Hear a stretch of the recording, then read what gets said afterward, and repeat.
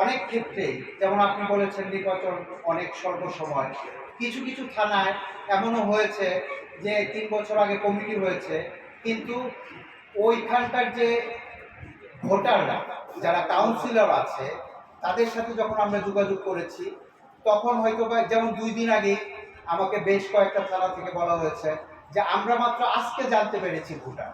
সেক্ষেত্রে তাদেরও তো একটা ডিসিশন নেওয়ার সময় থাকে, চিন্তা ভাবনা করার সময় থাকে। সেক্ষেত্রে এগুলো কি সুপরিকল্পিতভাবে হয়েছে কিনা আমি জানি না, তবে এটা নির্বাচন কমিশনের দেখার বিষয় ছিল যে অ্যাটলিস্ট যখন কাউন্সিলের ডেট হয়েছে সেক্ষেত্রে প্রতিটা থানায় কমিটিগুলা নির্বাচনী যে ভোটারগুলো আছে সম্ভাব্য প্রার্থীদের কাছে এটা পৌঁছে দেওয়া। আমি আপনার প্রশ্নের মনে সঠিক উত্তর দিতে পেরেছি।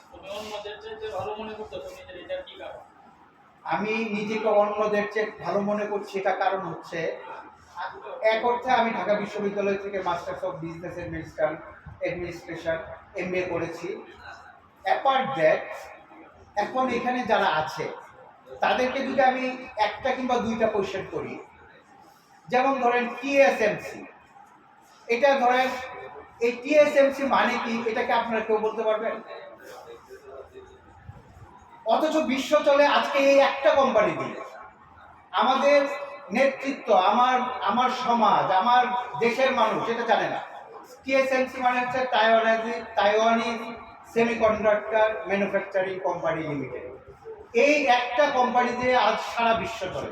আপনার মোবাইল ফোন, আপনার গাড়ি, আপনার অটোমোবাইল, আপনার এভিয়েশন, আপনার যুদ্ধ, আপনার গোলাবারুদ সব কিছু এই কোম্পানির চিপ দিয়ে চলে। এই যে সামনে গ্লোবাল ভিলেজ, এটাকে আমরা আজকে করতে পারবো? আমরা কি সেই মেধাভিত্তিকে আমরা এটাকে গ্রহণযোগ্য করতে পারবো? আমরা যারা geopolitically Bangladesh is very important, সেক্ষেত্রে আমরা কতখানি জানি জিওপলিটিক্স? আজ আমাদের কিশোরগঞ্জের নেতাদের মধ্যে একটা ব্যাপার আছে যে অমুক স্ট্যান্ড দখল, সরি আমি সাংবাদিক সম্মানে আমি এটা প্রত্যাহার করছি, যে বিভিন্ন ধরনের যে অভিযোগ থাকে, এই গতানুগতিক যে অভিযোগগুলা এগুলা থেকে বের হয়ে জনকল্যাণমূলক মেধাবী একটা রাজনৈতিক জাতীয়তাবাদী মতাদর্শ গড়ে তুলতে চাই।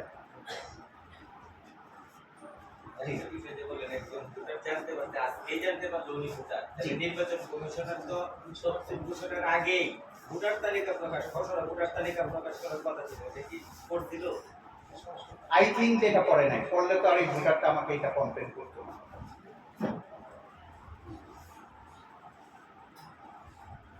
আমি কারোর প্রতি অনুযোগ নাই। আপনারা সবাই জানেন, আপনারা কিশোরগঞ্জের সন্তান।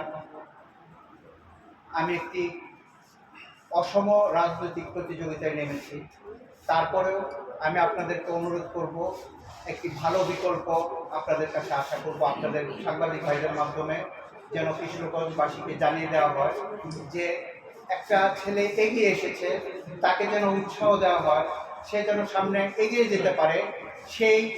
সেই আশাটা যেন কিশোরগঞ্জবাসীর মধ্যে, কারণ কিশোরগঞ্জের অনেক সাধারণ জাতীয়তাবাদী শক্তির সাথে কথা বলি, তারা সবাই এই গতানুগতিক রাজনৈতিক নেতৃত্বের প্রতি হতাশ। তারাও চায় ভালো বিকল্প। সেক্ষেত্রে আমার সম্মানিত কাউন্সিলররা আমাকে নিরাশ করবে না, আমি এটা আশা করছি। নির্বাচন কমিশন নিরপেক্ষ বলে মনে করবি না? No comments.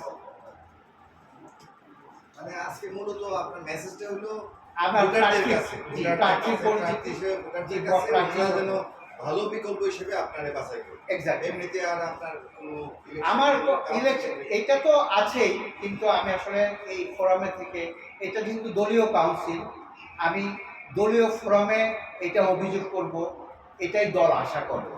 তাই আমি আমার দলের ভাবমূর্তি সমুন্নত রাখার জন্যে এটা আমি এখানে বলতে চাচ্ছি না। আমি যথাযথ ফোরামে এই ব্যাপারগুলো আনয়ন করব ইনশাআল্লাহ। আমার একটা প্রশ্ন ছিল, শিওর।